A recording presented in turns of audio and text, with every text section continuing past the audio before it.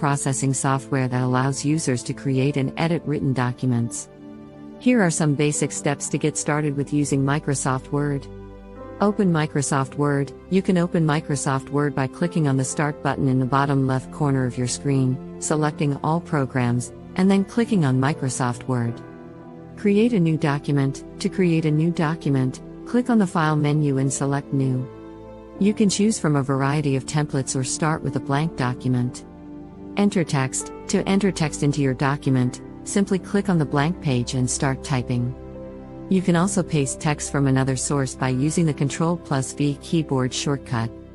Format text. You can format text by using the formatting tools in the Home tab of the ribbon, such as changing the font size, or text color.